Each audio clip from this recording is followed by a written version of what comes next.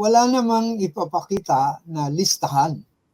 Yun din ang dinidiin nung House Committee. Dapat meron listahan.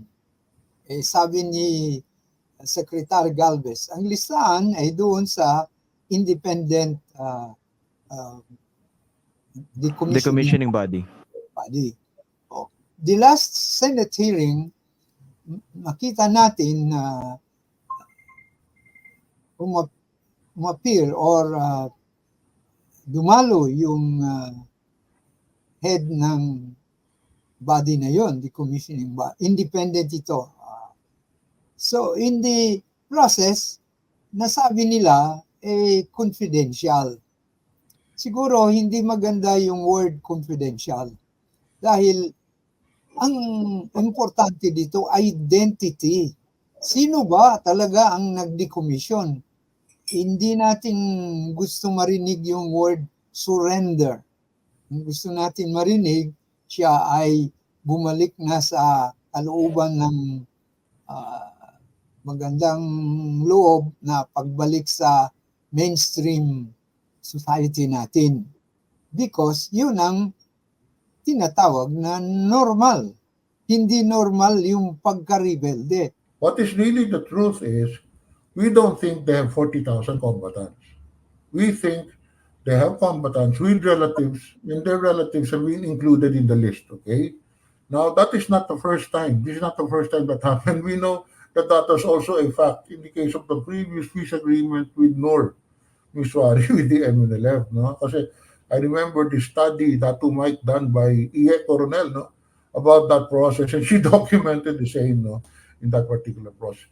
And then I can understand why they would not want to release the names of their members as a rebel force, because the NPA does the same. In the negotiations I was involved in, one of the conditions of JOMA was, we cannot give you the names of our combatants until all of this is over, or else their lives will be, so I can understand that, no? But there has to be some credible guarantee that the 40,000 or whatever number of weapons they profess to have will be decommissioned, because they're the ones who put forward that number. Okay, and yes, we are in the last phase. But what is happening is, in the last phase, the number of weapons are not equivalent to the number of combatants supposed to be decommissioned. So we either have to accept the fact that it won't happen anymore, and that was why I was suggesting probably, as Tato Mike said, decommissioning is probably, as it is has been undertaken, it's not the way to go. So our position was, from a long time ago, was, why did we ever even include a decommissioning component? When actually everyone, every Filipino, is supposed to have the right to own weapons, up to 50 under the new law, in fact, up to even 15 weapons, and now Filipino citizens can have even the right to carry weapons outside their homes, and yet say that the MILF combatant who is decommissioned will have to surrender all his weapons. So we have to accept the fact that Mindanao will continue to have weapons. What we want is that those weapons are properly registered, that they can be traced if they're used for nefarious purposes.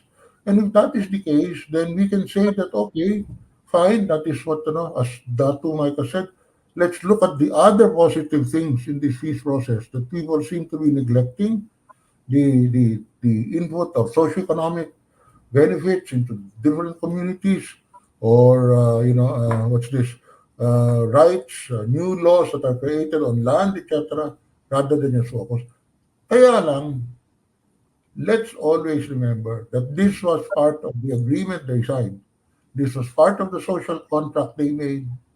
And that is why a lot of Filipinos are angry, is because they thought that this would happen. This was a promise made to the Filipino people, and the rest, that part of this would be a decommissioning of weapons.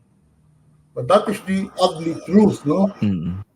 Yung mismong 40,000 na yun, lumabas na sa Senate hearing, na nakabatay lang yung sa isang sulat na ipinadala ni Chair Murad, no, sa government, indicating na ito yung bilang namin. Okay. Wala akong alam ng proseso ng pagkumpirma niyang 40,000 na yan. Okay. Ilang beses nang hiningi yung listahan ng 40,000 na yan, pero wala bang lumalabas na talagang listahan.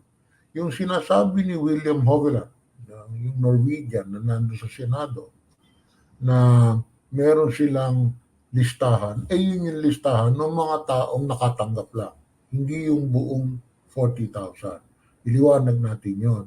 Pangalawa, maraming itinanong, mamaya babalikan ko yun, yung mga tinanong hinggil sa quality ng mga firearms. Marami rin problema doon kasi karamihan doon unserviceable na. Bagamat sinasabi nila, serviceable pa. Papaliwanag ko later yon. In short, dahil lang sa hindi maliwanag yung 40,000, hindi rin maliwanag kung saan nanggaling yung from the 40,000, 12,000 ang decommission at doon sa 12,000 yung kalahati lang actually ang pananagutan ng MILF. Kasi yun lang raw ang pag-aari nila. Kalahati noon ay pag-aari raw ng mga combatant at wala silang, hindi nila madidecommission yun sa bawat combatant yun. Because of all of these agreements, sorry lang for cutting off. Yung punto na yun, hindi ba splitting hairs yun? Yes, correct. It is actually the biggest problem. In fact, Christian, what I am amazed is that the government knew that this was a problem from long ago. Ang dami na nagtanong nito, challenge na sila ng Kongreso, ilabas yung pangalan Imbis na sabihin nilang ganito talaga, wala pa yung pangalan, may proseso dyan, malalaman natin over time. Ang ginawa, in-stonewall, hindi nilabas. Pangalawa, ang tagal nang tinatanong sa kanila, bakit nga ganyan lang ang bilang ng baril in contrast to the number of supposed combatants. Imbis na ipaliwanag nila, ito yung mga problema.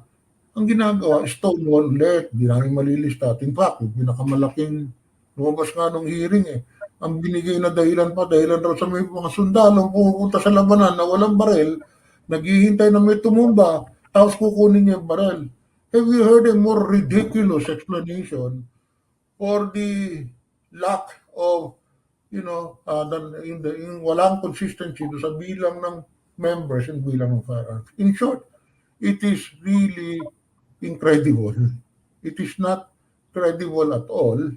It is actually a big problem. And what appalls me is that they did not even prepare an explanation long before they went to the Senate. Parang napaka-confident Kaya ang nangyari, ayun, sunod-sunod. Tama yung lahat actually, the irony of it, Christian, is tama yung lahat ng mga questions ni Senator Tulfo at saka yung questions ni Senator Amy Bagamat hindi nila alam ang context, no?